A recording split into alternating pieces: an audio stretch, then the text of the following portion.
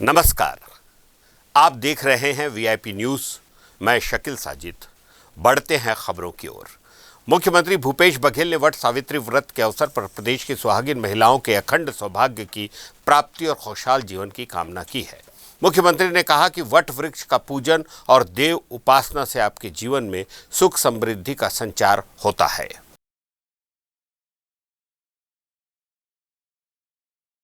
राजनांदगांव जिले में वट सावित्री पर्व पर सुहागिनों ने पति की लंबी आयु के लिए व्रत रखा। महिलाओं ने सामूहिक रूप से वट वृक्ष की पूजा अर्चना की और रक्षा सूत्र बांधा। ज्येष्ठ कृष्ण अमावस्या पर वट सावित्री का व्रत रखा जाता है। पौराणिक मान्यता के अनुसार पतिव्रता मां सावित्री अपने पति सत्यवान के प्राणों की रक्षा के लिए यमराज से छुड़ाकर वापस ले आई थी। इसलिए इस दिन विशेष रूप से बरगद के वृक्ष की पूजा की जाती है। मान्यता है कि वट वृक्ष की पूजा करने से लंबी आयु, सुख समृद्धि और अखंड सौभाग्य का फल प्राप्त होता है। वट सावित्री की पूजा अपने पति की लंबी आयु के लिए किया जाता है, स्वस्थ दाम्पत्य जीवन के लिए किया जाता है। इसमें बरसों पुरानी परंपरा है। ये महिलाएं अपने पति की लंबी आयु के लिए निर्जला व्रत रखती हैं, फिर पूजा करके पारणा करती हैं। इसमें आटे का बरगद बनाया जाता है, पूड़ी है, आम है, चना है, श्रृंगार का पूरा सामान है। ये सब सामानों से वट वृक्ष की पूजा की जाती है। उसकी फेरी दी जाती है कच्चे धागे से। विधि जो है पुराने परंपरा के द्वारा चलते आई है। जो ये बरगद के वृक्ष के पास बैठकर सारी महिलाएं निर्जला व्रत रखती हैं। सुबह से ये सब पूजा कंप्लीट करने के बाद ही घर जाके कुछ खाती पीती है। ये पूजा पति के लंबी आयु के लिए करी जाती है और ये सब पूजा कंप्लीट होने के बाद अच्छे से कथा वथा सुन के उसके बाद ही घर जाके कुछ पानी या जो भी आप खाना चाहते हैं वो खाया जाता है। कल देर रात कांग्रेस ने राज्यसभा उम्मीदवारों की घोषणा कर दी। कांग्रेस द्वारा जारी लिस्ट में कुल 10 उम्मीदवार शामिल हैं। छत्तीसगढ़ से राज्यसभा उम्मीदवारों की लिस्ट में पूर्व केंद्रीय मंत्री राजीव शुक्ला और लोकसभा की पूर्व सांसद रंजीता रंजन को प्रत्याशी बनाया गया है। बता दें कि राजीव शुक्ला उत्तर प्रदेश से आते हैं, वहीं रंजीता रंजन बिहार से सांसद रह चुकी हैं। छत्तीसगढ़ से भी लगभग दर्जन भर स्थानीय नेताओं ने राज्यसभा जाने के लिए दावेदारी की, लेकिन किसी भी स्थानीय नेता को इस बार मौका नहीं मिला। इन दोनों ही सीटों पर कांग्रेस की जीत लगभग तय मानी जा रही है। ऐसे में अब छत्तीसगढ़ में राज्यसभा की 5 सीटों पर 4 में कांग्रेस का कब्जा हो जाएगा।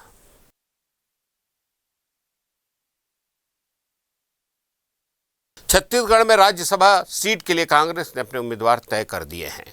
कांग्रेस द्वारा जारी लिस्ट के बाद छत्तीसगढ़ की सियासत में बयानबाजी फिर तेज हो गई है। बता दें कि राज्यसभा के लिए छत्तीसगढ़ के कई स्थानीय नेताओं ने अपनी दावेदारी पेश की थी, लेकिन लिस्ट में छत्तीसगढ़ से एक भी नेता का नाम नहीं है। छत्तीसगढ़ से राज्यसभा सीट के लिए छत्तीसगढ़ के स्थानीय नेताओं के न होने को लेकर भाजपा ने कांग्रेस पर निशाना साधा। नेता प्रतिपक्ष धर्मलाल कौशिक ने इसे छत्तीसगढ़ वासियों के साथ छलावा बताया है और सवाल खड़ा करते हुए कहा है कि क्या प्रदेश कांग्रेस का एक भी कार्यकर्ता राज्यसभा के योग्य प्रत्याशी नहीं हो सकता। नेता प्रतिपक्ष कौशिक द्वारा खड़े गए सवाल को लेकर कांग्रेस का पलटवार भी सामने आया है। कांग्रेस संचार विभाग अध्यक्ष सुशील शुक्ला ने कहा कि पार्टी अपनी परिस्थितियों के मुताबिक उम्मीदवारों का चयन करती है। इससे पहले भाजपा ने भी प्रधानमंत्री नरेंद्र मोदी और स्मृति ईरानी के लिए इस तरह के हथकंडे अपनाए हैं। उन्होंने कहा कि भाजपा का ये बयान उनकी ओछी मानसिकता को प्रदर्शित करता है।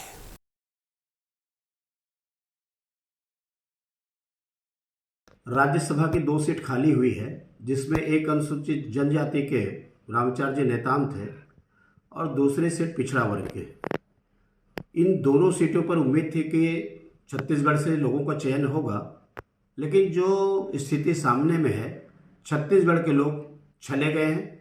कांग्रेस के द्वारा ही कांग्रेस के लोग चले गए। 2.25 करोड़ की आबादी, लेकिन एक राज्यसभा बन जाए उसके लायक उनकी योग्यता कांग्रेस को दिखाई नहीं दी। छत्तीसगढ़ के विषय में बड़ी बड़ी बातें करते रही हैं और बड़ी बड़ी बातें करते हैं, लेकिन उनके कथनी और करनी का जो अंतर है आज आपके सामने स्पष्ट हो गया है कि वास्तविक में छत्तीसगढ़ के लोगों के प्रति कितना उनके मन में प्यार है और कितना उनका लगाव है। पार्टी का मामला है, मुझे बहुत कुछ कहने की आवश्यकता नहीं है, लेकिन कुल मिलाकर के मैं ये कह सकता हूँ कि छत्तीसगढ़ के लोग अपने आप को छला गया, ठगा गया, ऐसा महसूस छत्तीसगढ़ के लोग कर रहे हैं। श्री राजीव शुक्ल और श्रीमती रंजीत रंजन को कांग्रेस आला कमान ने छत्तीसगढ़ से राज्यसभा का प्रत्याशी बनाया है। निश्चित तौर पर दोनों ही बड़े योग्य, अनुभवी और कांग्रेस के समर्पित कार्यकर्ता हैं और इनकी उम्मीदवारी से राज्यसभा में इनके चयन से न सिर्फ छत्तीसगढ़ बल्कि देश की आवाज़, देश की प्रबुद्ध आवाज़ राज्यसभा में गूंजेगी। हम सब कांग्रेस जन इससे प्रसन्नचित हैं। जहाँ तक भारतीय जनता पार्टी और नेता प्रतिपक्ष के बयान का सवाल है तो उन्हें आत्मावलोकन करना चाहिए कि आज छत्तीसगढ़ में राज्यसभा के दो सदस्यों का चयन होने जा रहा है। भारतीय जनता पार्टी कहाँ पे खड़ी? जनता ने उनको इस लायक भी नहीं छोड़ा है कि वे राज्यसभा के बारे में कुछ सोच भी सके। और राज्यसभा लोकसभा क्षेत्र और राज्य की सीमा के बाहर होते हैं। यदि ऐसी स्थिति है तो गुजरात से जाके बनारस में नरेंद्र मोदी क्यों चुनाव लड़े थे? भारतीय जनता पार्टी को इसका जवाब देना चाहिए। स्मृति ईरानी गुजरात से जाके अमेठी में क्यों चुनाव लड़ी थी? राज्यसभा में, लोकसभा में अपने राजनीतिक परिस्थितियों के अनुसार से पार्टियां निर्णय करती हैं और इसमें अनावश्यक बयानबाजी भारतीय जनता पार्टी की ओछी मानसिकता को दर्शाता है।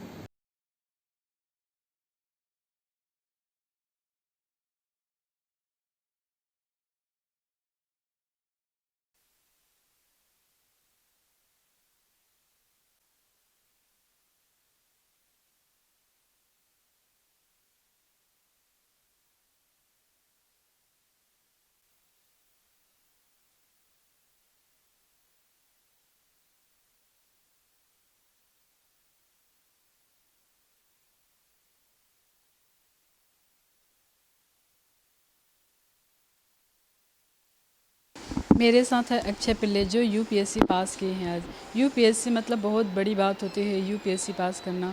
तो बताइए आपने कैसे तैयारी की? मैंने पहले तो 3 अटेम्प्ट में सेल्फ स्टडी किया, फिर उसके बाद मुझे लगा कोचिंग से कुछ और मिल सकता है तो मैंने अनअकैडमी कोचिंग ज्वाइन किया। उनके ऑनलाइन क्लासेस देखता था और मैं यूट्यूब पे जो फ्री रिसोर्सेज थे उसका भी हेल्प लेता था कि कैसे मेरे आंसर्स में या मेरे मैकेनिकल ऑप्शनल के न्यूमेरिकल्स ज़्यादा अच्छे हो पाए।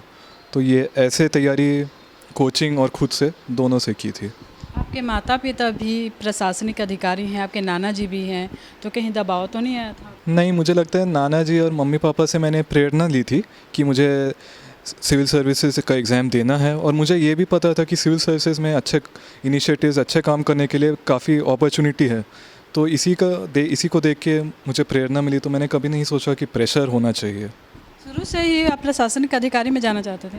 मैंने स्कूल में बस सोचा था कि करना है, लेकिन मुझे इसके बारे में रोल के बारे में या एग्ज़ाम के बारे में ज़्यादा पता नहीं था। जब मैंने कॉलेज में एनआईटी रायपुर में गया तब मुझे पता चला ज़्यादा कि कैसे तैयारी करना है, कैसा एग्ज़ाम होता है। तो उससे फिर मुझे और लगा कि हाँ, इस जॉब में जाना है। तो आपको रिजल्ट के बारे में कैसे पता चला? कि इंटरनेट से देखें कि किससे देखें कि दोस्त ने बताया? नहीं, मैंने इंटरनेट यूपीएससी के वेबसाइट में खुद देखा था। आपको पता था कि आज रिजल्ट आने वाली है? पता नहीं था, लेकिन एक्सपेक्टेशन फ्राइडे से था कि रिज़ल्ट आएगा और फिर जब फ्राइडे सैटरडे दोनों को नहीं आया तब लगा कि आज तो आ ही जाएगा। आपने कोई कोचिंग सेंटर की थी कि घर से खुद से पढ़े थे? आखिरी अटैम्प्ट के लिए मैंने अनअकैडमी के ऑनलाइन कोचिंग ज्वाइन की थी। तो उसमें कुछ सब्जेक्ट्स ज्योग्राफी और इकोनॉमी, मृणाल पटेल, सुदर्शन गुज्जर, ऐसे अच्छे टीचरों से काफ़ी प्रिपरेशन इम्प्रूव की थी। कितने घंटे पढ़ाई करते थे? मैं कोशिश करता था कि हर दिन 10 घंटे पढ़ाई हो जाए और कुछ दिन जैसे टेस्ट होता था तो फिर पढ़ाई कम और फिर वो टेस्ट और टेस्ट के एनालिसिस पे ज़्यादा रहता था। तो ये है हमारे साथ अक्षय पिल्ले जो आज यूपीएससी पास किए हैं। यूपीएससी पास किए हैं प्रतीक अग्रवाल जो 156 रैंक लेके आए हैं। छत्तीसगढ़ में अग्रवाल परिवार का नाम बहुत अच्छा रोशन किए हैं। प्रतीक, बताइए कैसे लग रहा है आपको? बहुत अच्छा लग रहा है मैम, थोड़ा रिलीव्ड लग रहा है। रिज़ल्ट देखने के बाद थोड़ा शांत लग रहा है क्योंकि मेंटली यही चल रहा था कि होगा कि नहीं होगा।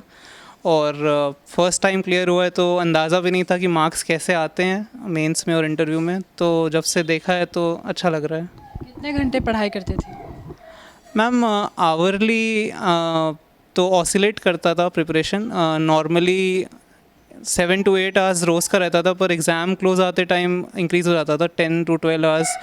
मतलब 1 मंथ पहले एग्ज़ाम के जैसे, तो उस टाइम पे इंक्रीज़ होता था, नहीं तो ऐसे 7-8 आवर्स रहता था। आपको बचपन से ही प्रशासनिक अधिकारी में जाना था क्या? नो मैम, बचपन से ऐसा एम नहीं था।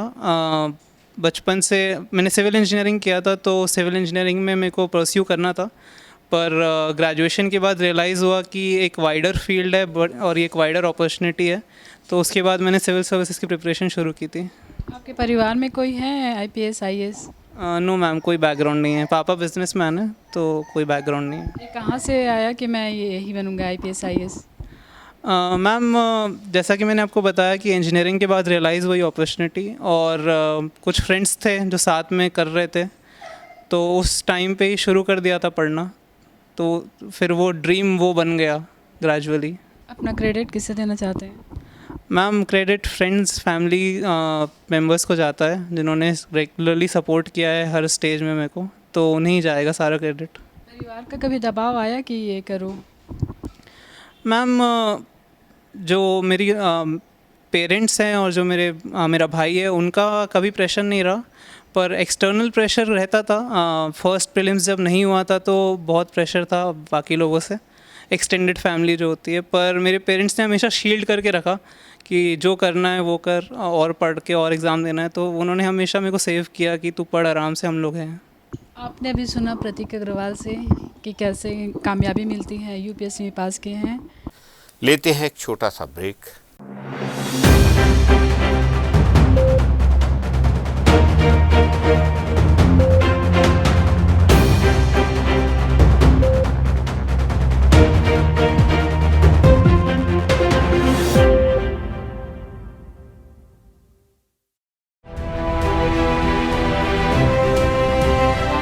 छत्तीसगढ़ की ग्रामीण संस्कृति का अंग है रोका छेका। रोका छेका यानी सुरक्षा फसलों और पशुधन की। पशुधन से लाभ का अनूठा अभियान गौठान। गौठानों में गोबर से बनती है जैविक खाद, किसानों को मिलता है आर्थिक प्रतिसाद। गौठान ग्रामीण अर्थव्यवस्था का नया अध्याय।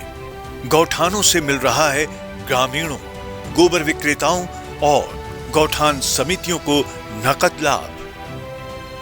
गौठान स्व सहायता समूहों के रोजगार और आय का एक क्रांतिकारी अनुष्ठान।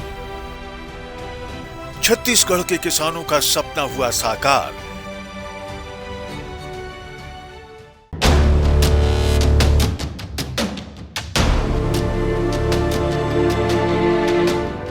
बस्तर जिले के धुर नक्सल इलाके में कोलेंग वो क्षेत्र है जिसे माओवाद का गढ़ कहा जाता था। कांगेर घाटी क्षेत्र में आने वाला ये सुदूर वनांचल विकास से कोसों दूर था। मुख्यमंत्री भूपेश बघेल की महत्वाकांक्षी योजनाओं के फलस्वरूप और जिले के सक्रिय जिलाधीश रजत बंसल और उनकी टीम के प्रयासों से अब कोलेंग क्षेत्र में पक्की सड़कें हैं। जिस गांव में आजादी के बाद से अंधेरा था, वहां संवेदनशील मुख्यमंत्री की पहल से बिजली पहुंच गई है। वनांचल वाले इस गांव में अब सर्व सुविधा युक्त स्कूल बन चुके हैं, जहां देश का भविष्य आकार ले रहा है। छत्तीसगढ़ सरकार के प्रयासों और संकल्प से बदल रहा है आमचो बस्तर। नई करवटें ले रहा है हमारा बस्तर।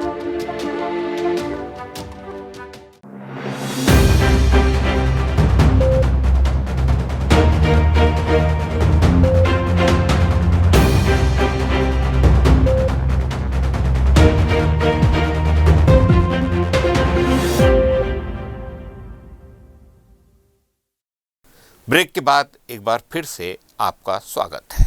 राजनांदगांव जिले के युवा यश छतवानी की सड़क हादसे में मृत्यु हो गई है, जिसके आक्रोश में लोगों ने PWD के SDO PS दीवान के खिलाफ कड़ी कार्रवाई करने और यश को श्रद्धांजलि देने के लिए शहर के जय स्तंभ चौक में कैंडल जलाकर भावभीनी श्रद्धांजलि अर्पित की। यश को श्रद्धांजलि अर्पित करने बड़ी संख्या में समाज के लोग भी पहुंचे थे। सिंधी समाज के लोगों का कहना है कि आरोपी SDO के खिलाफ सख्त से सख्त कार्रवाई होनी चाहिए और विभागीय जांच के साथ बर्खास्त की भी कार्रवाई होनी चाहिए।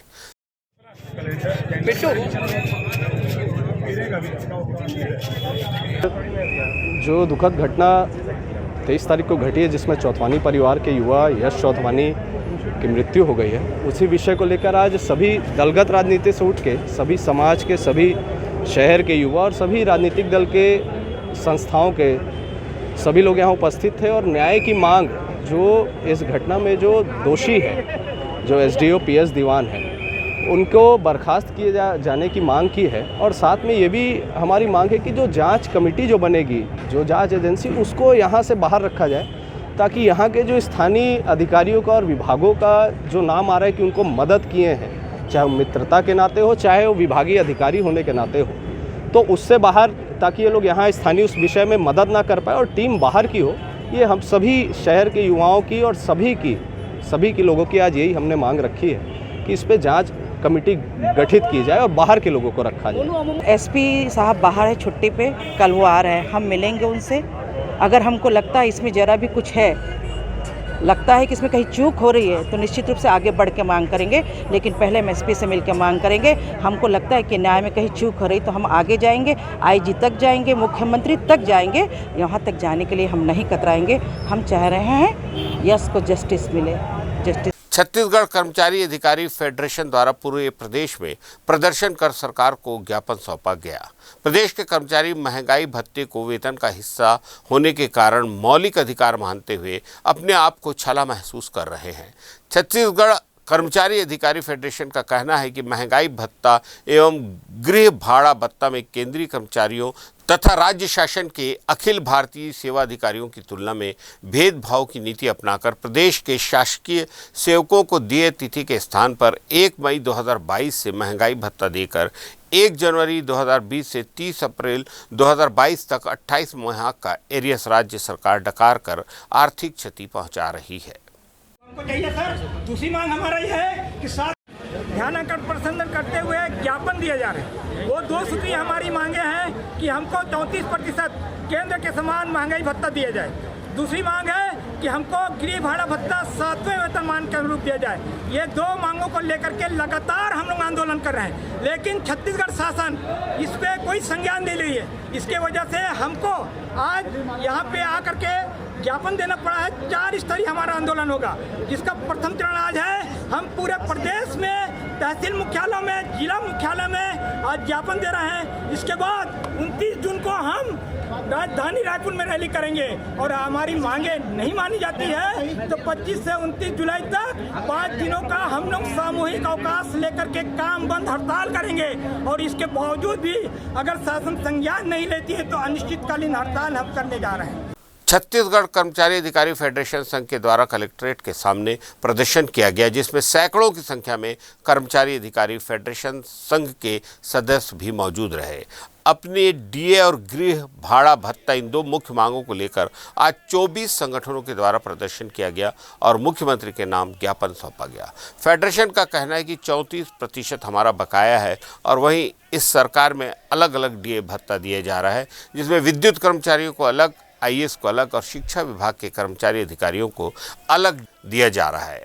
अगर सरकार हमारी मांगों को नहीं मानती तो संगठन के द्वारा उग्र प्रदर्शन किया जाएगा। छत्तीसगढ़ कर्मचारी अधिकारी फेडरेशन के तत्वावधान में 24 संगठनों के जिला अध्यक्ष सचिव गठित हुए हैं और हम शासन को एक नोटिस दे रहे हैं। ज्ञापन तो बहुत बात है, चूँकि ये नोटिस था हमारा कि हमारे जो डीए है, एक ही सरकार में 3 प्रकार का डीए, विद्युत कर्मचारियों को आप अलग दे रहे हो, आईएएस लोग को अलग दे रहे हो और हमको अलग दे रहे हो। शासन एक है, 3 प्रकार का डीए क्यों? वही हमारी लड़ाई है। और हम जो कर्मचारी निचले स्तर पर काम करता है उसको आप अछूता रखे हो। 34% हमारा बाकी है, बाकी सब विभागों में आप डीए अलग दे रहे हो।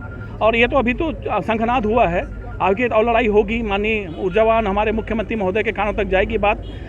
राजनांदगांव जिले के किसान संघ ने 4 सूत्री मांगों को लेकर जिला कलेक्टर कार्यालय के सामने फ्लाईओवर के नीचे जमकर प्रदर्शन किया और राज्य सरकार के खिलाफ जमकर नारेबाजी की। किसानों ने बीच सड़क पर धान फेंककर विरोध जताकर कहा कि राज्य सरकार किसानों को जबरदस्ती गुणवत्ता विहीन वर्मी कंपोस्ट खाद दे रही है, समय पर खाद मिल भी नहीं रही है। किसानों ने बड़ी संख्या में पैदल मार्च करते हुए कलेक्टर कार्यालय पहुंचकर जिला प्रशासन को ज्ञापन सौंपा। इस दौरान बड़ी संख्या में किसान मौजूद रहे। देखिए, आज जिला किसान संघ गर्मी धान की कीमत, ज़बरदस्ती कंपोस्ट खाद देने की नीति और कंपोस्ट खाद की घटिया क्वालिटी और उसके साथ साथ डीएपी सहित तमाम उर्वरकों की जो शॉर्टेज बनी हुई है उसके खिलाफ आज हम यहाँ पर प्रदर्शन कर रहे हैं। पूर्व में भी मुख्यमंत्री के नाम ज्ञापन प्रशासन के माध्यम से दिया गया था, लेकिन उस पर कोई कार्यवाही नहीं हुई है। देखिए, पिछले 10-12 सालों से धान की कीमत बराबर 1000 से 1200 रुपए के बीच औसत बना हुआ है, जबकि लागत में 2 गुना से ज़्यादा की वृद्धि हुई है। तो हम हमारे मुख्यमंत्री जी का, छत्तीसगढ़ शासन का ध्यान आकर्षित करना चाहते हैं कि जैसे बरसात के धान को सरकार का समर्थन और सपोर्ट मिला है, उसी तरीके से गर्मी के धान के बारे में भी सरकार को किसानों को सपोर्ट करने का सोचना चाहिए। किसानों ने अपने 4 मांगों को लेकर के ज्ञापन दिए हैं और मैंने उस ज्ञापन को लिया है और इनको कलेक्टर सर के माध्यम से माननीय मुख्यमंत्री जी तक पहुंचाया जाए।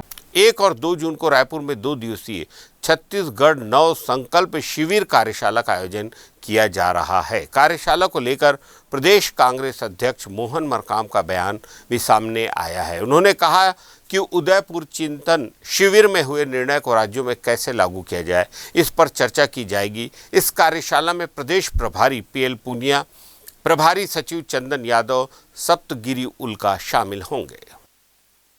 2, 1 और 2 तारीख को छत्तीसगढ़ में कार्यशाला आयोजित की जाएगी, जिसमें उदयपुर संकल्प शिविर जो में प्रस्ताव पास किया गया है उसको छत्तीसगढ़ में कैसे क्रियान्वित करना है उसके बारे में बृहद चर्चा होगी।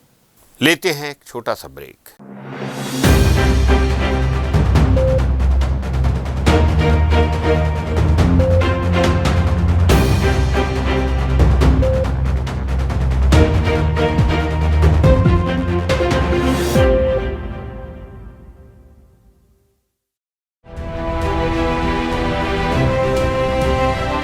छत्तीसगढ़ की ग्रामीण संस्कृति का अंग है रोका छेका।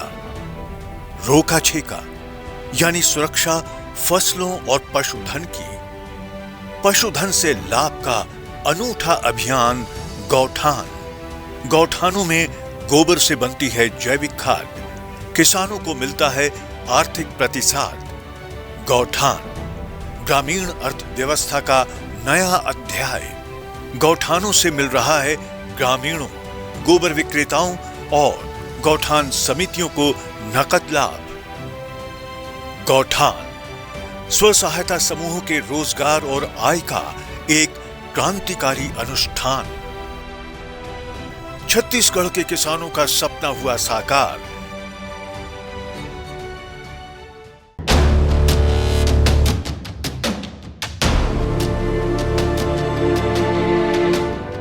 बस्तर जिले के धुर नक्सल इलाके में कोलेंग वो क्षेत्र है जिसे माओवाद का गढ़ कहा जाता था। कांगेर घाटी क्षेत्र में आने वाला ये सुदूर वनांचल विकास से कोसों दूर था। मुख्यमंत्री भूपेश बघेल की महत्वाकांक्षी योजनाओं के फलस्वरूप और जिले के सक्रिय जिलाधीश रजत बंसल और उनकी टीम के प्रयासों से अब कोलेंग क्षेत्र में पक्की सड़कें हैं। जिस गांव में आजादी के बाद से अंधेरा था, वहां संवेदनशील मुख्यमंत्री की पहल से बिजली पहुंच गई है। वनांचल वाले इस गांव में अब सर्व सुविधा युक्त स्कूल बन चुके हैं, जहां देश का भविष्य आकार ले रहा है। छत्तीसगढ़ सरकार के प्रयासों और संकल्प से बदल रहा है आमचो बस्तर।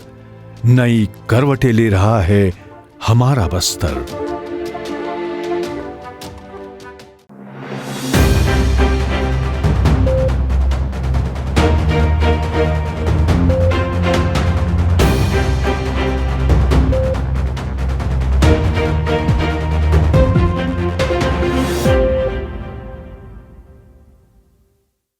ब्रेक के बाद एक बार फिर से आपका स्वागत है। बढ़ते हैं खबरों की ओर। हाईटेक आत्मानंद स्कूल राज्य शासन की स्वामी आत्मानंद उत्कृष्ट अंग्रेजी माध्यम विद्यालय योजना नए कलेवर में परिवर्तित हुई है। 1000 मील के सफर की शुरुआत एक छोटे कदम से होती है। इस बात की मिसाल ये योजना है, जिसके माध्यम से बच्चों के सुनहरे भविष्य को गढ़ने की दिशा में मजबूती से कदम बढ़ाए गए हैं। जिले में 9 सर्व सुविधा युक्त स्वामी आत्मानंद उत्कृष्ट अंग्रेजी माध्यम विद्यालय संचालित है। इसी कड़ी में शहर के सर्वेश्वर दास स्कूल की दीवारों को उम्दा पेंटिंग से सजाया गया है। वहीं आकर्षक लैब और अध्ययनशील वातावरण बच्चों के लिए प्रेरक है। कलेक्टर तारण प्रकाश सिन्हा के मार्गदर्शन में विद्यालय की संकल्पना ने धीरे धीरे मूर्त रूप लिया है।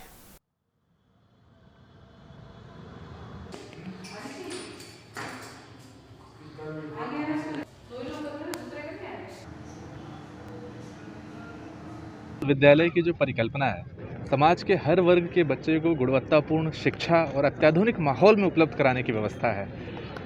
यहाँ देखेंगे आप कि मेधावी छात्र जिले के पूरे एडमिशन लेने के लिए आ रहे हैं। यहाँ मेरिट के बेसिस पर उनका एडमिशन होता है। यहाँ के टीचर्स का भी मेरिट के बेसिस पर भर्ती किया जाता है।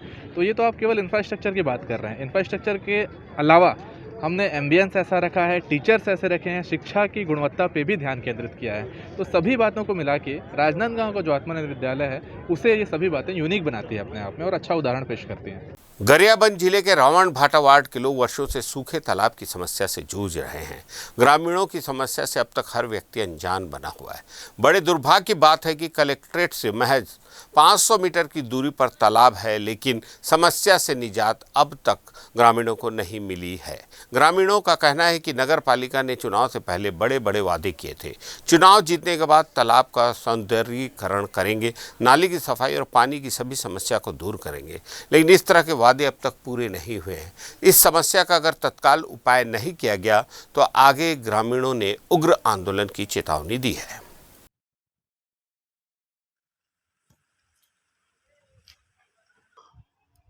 अमितेश शुक्ल जी के पास रौना भाटा वाले आवेदन लगाए थे कि तालाब में गंदगी है, जिसको साफ सफाई किया जाए, जिसके करते हुए माननीय अमितेश शुक्ल जी के निर्देश में हम लोग इस रौना भाटा तालाब में आए हैं।